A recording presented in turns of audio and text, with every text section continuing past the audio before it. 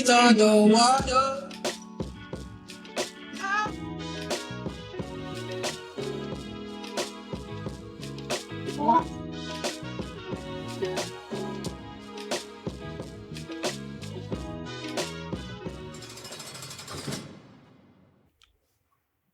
Y'all know what's going on. It's time for another episode of Doing Time with Joe. I'm your host, Joe Bacon. Welcome to the show, y'all. Welcome to episode 3 of Top Earner. And Leroy, so far in the dope game, has had it pretty easy. He hasn't run into any problems whatsoever that you would think that a person that's involved in a dope game would run into. But that was all about to change. That was all about to change. They had houses in several different cities across the state. And in one of the houses that was under the direct supervision of Big Al and his guys, they had one of the guys that was stealing. And see, Big Al, he wanted to make sure that Leroy saw all aspects of the game, right? So he told him, he said, that meet him at one of the spots because they had somebody that they need to take care of, right? That was stealing from them. You know, he used the words them because he wanted Leroy to feel as though, you know what I'm saying, the money was being taken from him. And technically it was because they were partners. Even though it was a 60-40 split, they were still partners in this, right? And Big Al wanted to make sure that Leroy got as dirty as he did in the game. You know, it's nothing for free. Nothing for free. So far, like I say, he's had it pretty easy in the dope game. He's had the keys of the kingdom handed to him. He ain't done nothing real, you know what I'm saying, substantial in the game. Nothing that really calls for him to do anything. But now that was about to change. Big Al was going to make sure that Leroy was just as dirty as him. Because he goes back to that first conversation that they had at the unemployment office where he felt as though Leroy was trying to make him feel like he was better than him. So he's going to show him that he's not better than him. He's going to get him dirty. So they get to the spot, and one of the workers that's sitting there, right, he gets up and he greets Big Al when he comes in, and he greets Leroy and a couple other guys. The guy named Tony. Tony is the one that saw Crystal at the club kicking it with another man, right? Now, he's also with them, and he's still holding his secret in his back pocket because in the game, you need to keep secrets. You know what I'm saying? Those are your get out of jail free cards when things go wrong. You understand what I'm saying? So here's the thing. When they get there, the guy introduces, you know what I'm saying, and speaks to everybody, says hello, this and that. So Big Al sits down, because they got a bar in this apartment. He sits down at the bar, and he said, man, let me see the books, bro.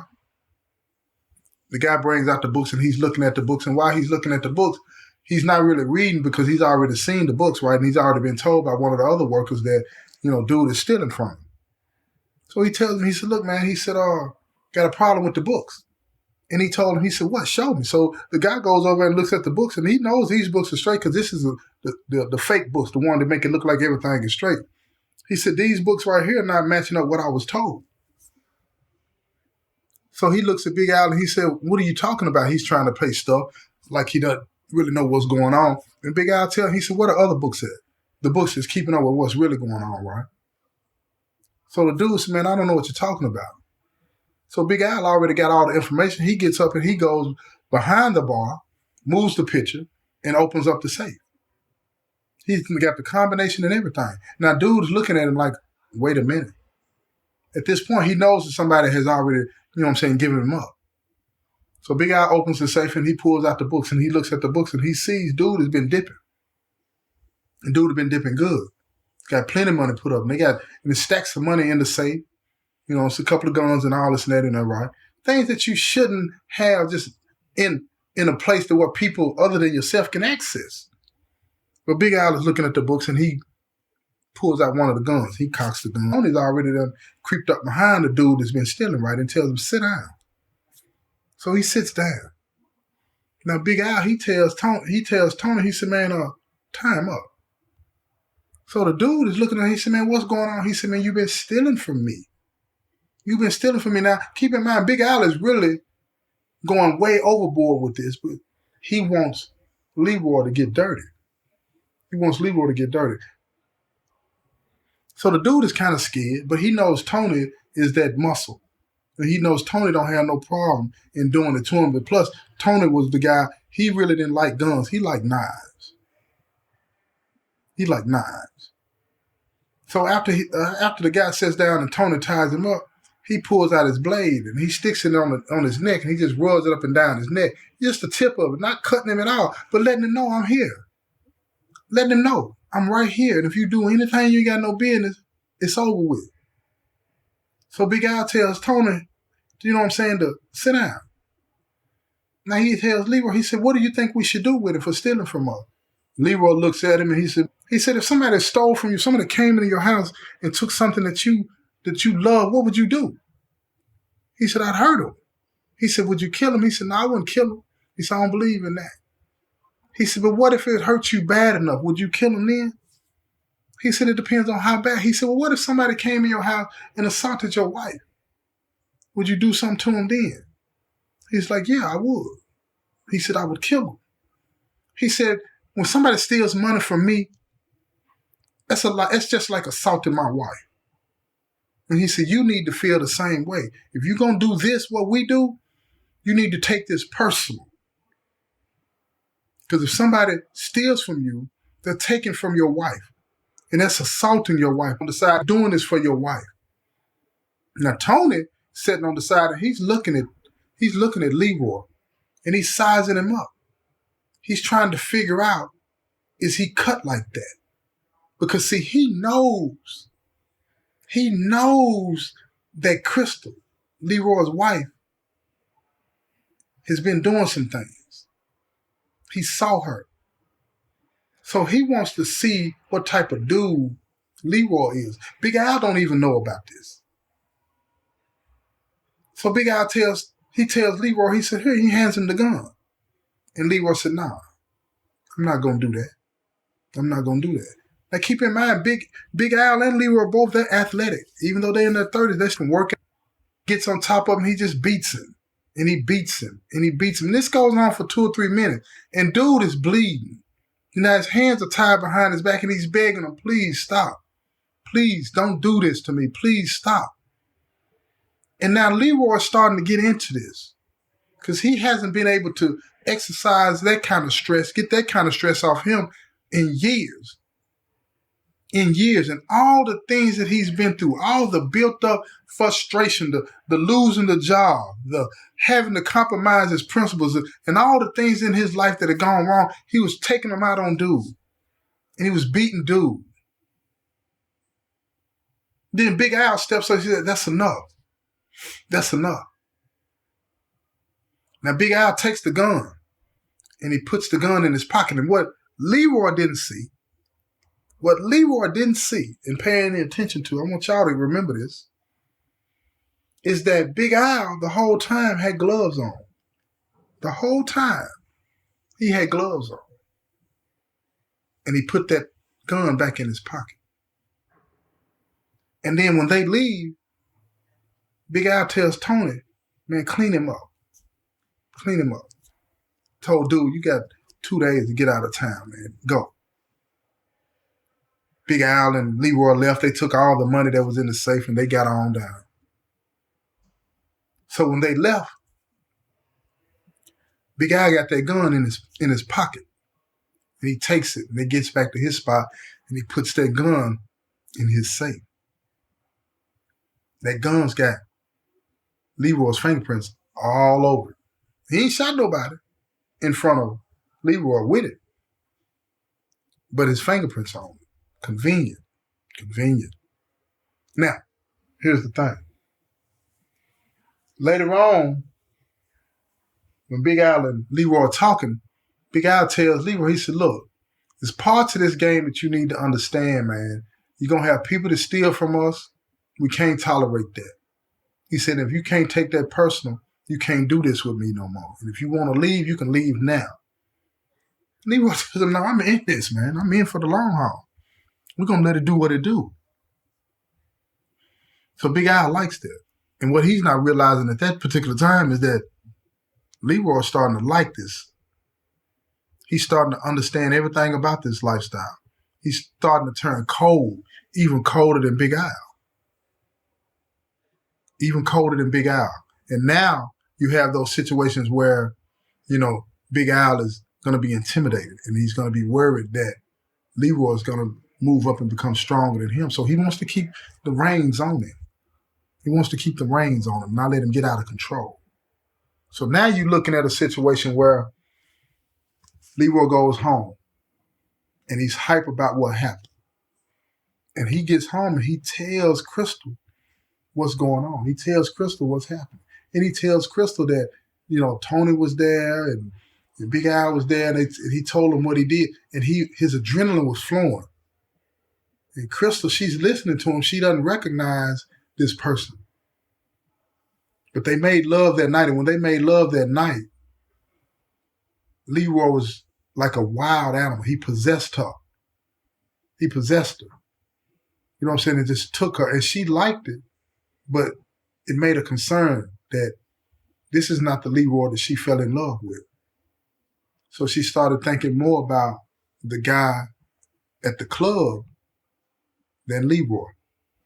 And while they lay in the bed after they were asleep, after Leroy went to sleep, she lay there thinking about dude. She lay there thinking about dude and not her own husband, because her husband was somebody that she couldn't recognize anymore. But here's the thing about the game, y'all. People get in the game, they get in the game thinking that it's going to solve all of their problems, but what they don't realize is it's going to create a whole host of other problems, right? It's just a flipping you around. It's just like making pancakes. It's just flipping you around. You're not going to recognize who you are. You're not going to recognize the person that you're with. Yeah, the money's probably going to solve all the problems that you have, but you're not anticipating the new problems that it's going to create. And if you're not good at solving the problems that originally got you into the business, you're most definitely not going to be good at trying to solve the problem, these new problems that the game is going to create for you. The issue is to solve your problems in a way that don't cause you to compromise your principles. But that's what happened. That's what happened. And now you got two people that once loved each other, still love each other, but laying in the bed together, and neither one of them is recognizing the other because one has a secret and the other one thinks that everything is fine and nothing is fine. And nothing is fine. Nothing is fine. So now Leroy thinks that he's really involved in this game in a way to where, I understand things now. I understand what's going on. But there's no way he can understand what's going on because now Tony steps on the scene. And he pushes the issue and he tries to tell Big Al that he wants more involvement in the business. He wants a bigger cut because he's looking at it like he's put in more work than Leroy. Why should Leroy be able to make the kind of money that he's making when he's been with Big Al from the beginning? And Big Al understands exactly what he's talking about. So Big Al confides in Tony and tells Tony, he said, look, Leroy is not here for the long haul. You are. So Tony's like, what do you mean? Explain to me what you're saying because you never told me this before. He said, man, Leroy is the patsy. He's going to be the one to take the fall when the heat comes. And me and you are going to be the ones to walk away from this. Simple as that. So Tony looks at him and he's trying to size him up. This man that he's been knowing, this man that he's done time with, he's looking at him and like he's trying to figure out what is he talking about. When the heat comes and we fall, Leroy's going to be the one to take the fall. He don't understand none of that. He don't understand none of that. But Big Al tells him, he said, trust me, we're going to be all right. However long we got this ride, we're going to ride it. And when the wheels fall off, guess who's going to be left holding the bag? It's going to be Leroy. So now Tony is thinking the chip that he has in the game over Leroy, he's going to use that chip because now he knows that this business, this partnership that Leroy and Big Al had, it has an expiration date on it. He don't know when that expiration is going to come due, but it's got an expiration date on it. This is what they don't tell you about the dope game. It don't last forever, and everybody ain't friends, and you don't have no retirement plan, y'all. I'm telling you. But Tony's starting to understand, I got to look out for me. I got to look out for me, because if I don't look out for myself, then ain't none of this going to make sense for me. So he takes the only chip that he's got in the game and he plays it. He plays it. He makes sure that he makes sure that Big Al and Leroy are out of town. And he sees Crystal at that club. Now, the guy that she was with before, he's not there. So he steps to her and he tells her, he said, look, do you remember me? And she's like, yeah, I remember you. Your name is Tony, so on and so forth. He's like, yeah. He said, do you remember a little while back you was at this club? And she was like, yeah. She's looking at him. And he said, you were with somebody else that wasn't Leroy. And he asked her, he said, who was that? Is that a friend, an old friend, somebody you know this, and that? Now she gets nervous. And she was like, no, it was just some guy that was trying to talk to me. He said he didn't look like he had just met you. He looked like it, y'all were familiar with each other. Now she's scared. And she just straight up asked him. That's the kind of woman she is. She said, what do you want?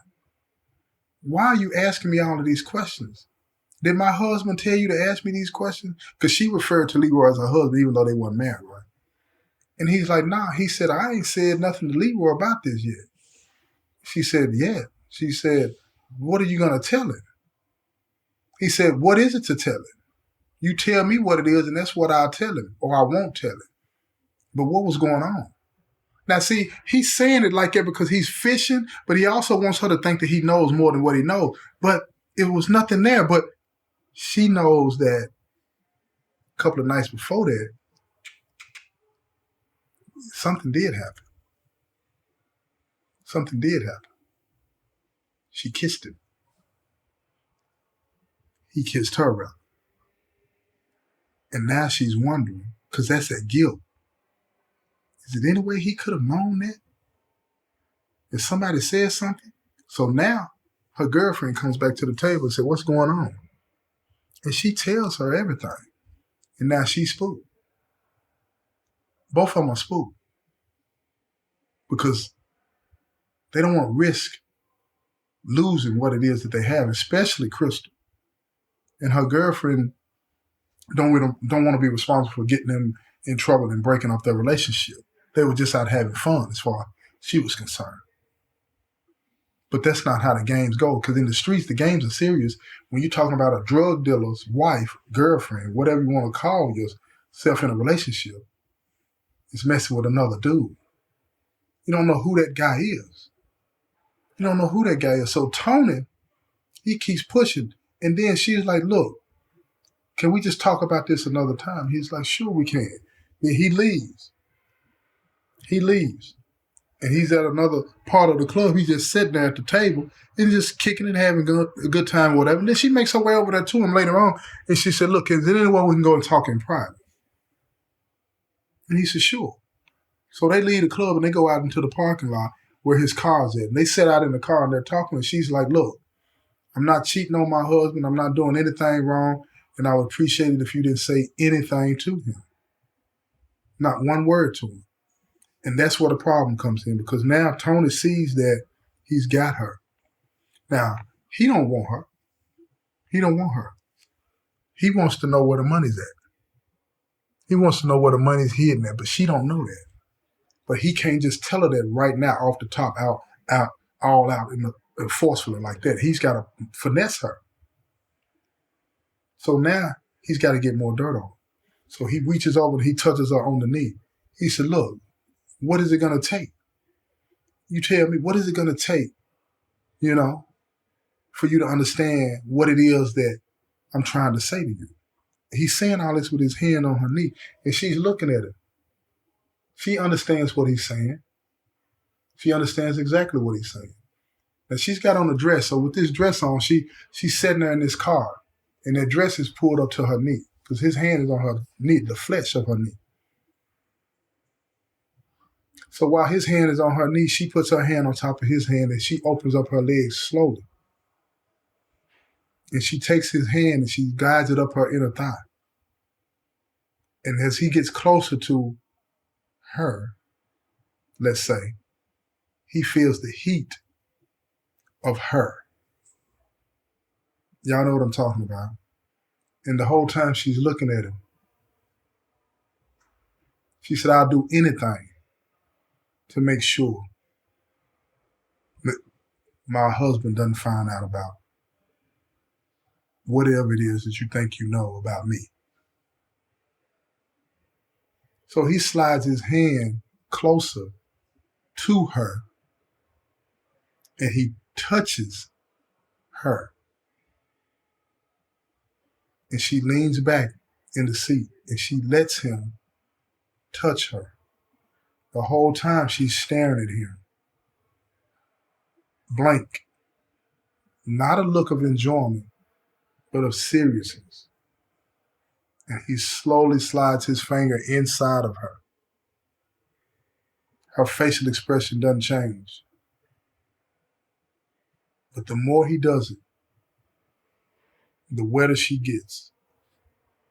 And the wetter she gets, the more she leans back.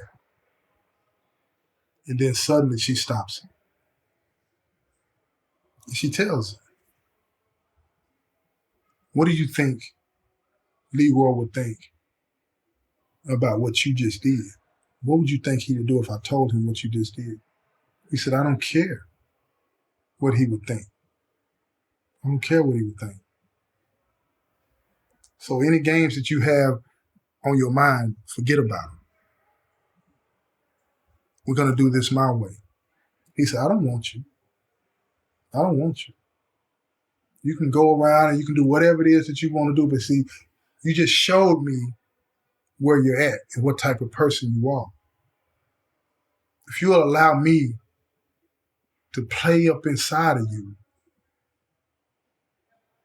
in an attempt to protect what you got going on out here, then you don't understand the streets. You don't understand the people in the streets. You're just a piece of, you know what I'm saying? I got to protect my monetization, y'all."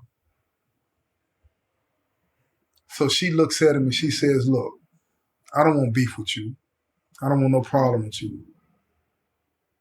But you won't see me at the club again. You won't see me out." He said, "Look, it's just one thing I want from you. There's one thing I want from you. One day I'm going to ask you to tell me something. And I'm going to require that you be honest with me. And if you're not honest with me, I'm going to tell Leroy everything that I know about you. If I lose, you lose. But if I win, you can walk away from this with your relationship and I'll walk away with what I want." And she's like, "What is it that you want?" He don't tell her.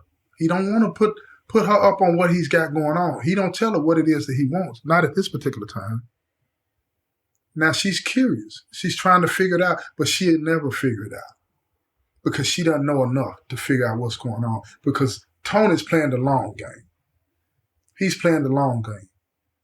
Big Al has made him believe that something is coming. And if something is coming, and Tony needs to make sure that he's going to be straight. He needs to make sure he's going to be straight. And if Leroy's going to be the fall guy, then what's going to happen to the money that Leroy has? And where is it? So he tells her, he said, "Look, your secret is safe with me. Just remember, though, the day is going to come where I'm going to need you. And quite honestly, you're going to need me. And just remember that." So she gets out of the car. She leaves and he leaves. They go home. And later on that night, when she is at home and Leroy gets home, he asks her how was her night. And again, she said she was just out with her girlfriend having fun. Again, because of this lifestyle, she can't be honest with the person that she says she loves the most.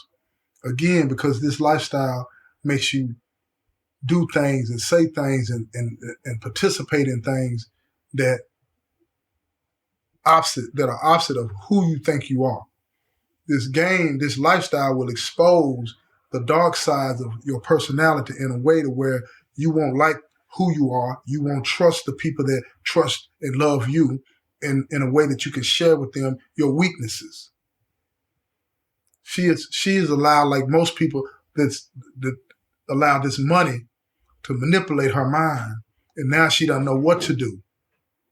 Now she don't know what to do. everything that she thought she had gained by having this money, and Leroy doing what he needed to do to protect her house and to make sure that they were financially secure. All of these things have jeopardized everything that she had before this. Her happiness, her security, her joy, all of this was compromised now. And she couldn't tell the man that she was laying in the bed next to, the one that she loved the most, Leroy. She couldn't even tell him. She couldn't even tell him. Because she was afraid that if she did, she would lose him. Now it's not about the money with her. It's about the relationship, and she's afraid to tell him. Now, Leroy goes on, and he continues to do what he's been doing, and everything is fine between him and Big Al as far as he knows, and the money is rolling in. His reputation is starting to spread, and now he's not even concerned that people in the streets in the city that he's from are even hearing about him because they are afraid to say anything negative about him. So when they see him coming at the grocery store or at the football games or the basketball games, when they see him out around the town, they speak to him as if he's still that basketball star, but he's that drug dealer.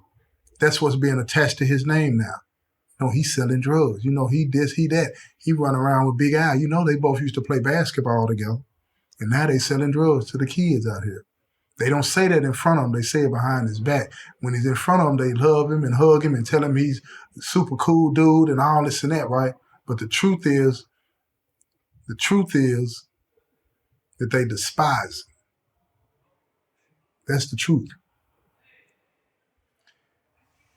I got more to tell y'all about this lifestyle and about Top Earner, but I'm going to do it in the next episode. But if you want to hear all the episodes back to back, go to my membership page and you can listen to all of them. Get your binge on, right? This has been another episode of Doing Time with Joe. I'm your host, Joe Baker, and I say peace, y'all. I've been trying to breathe on the water.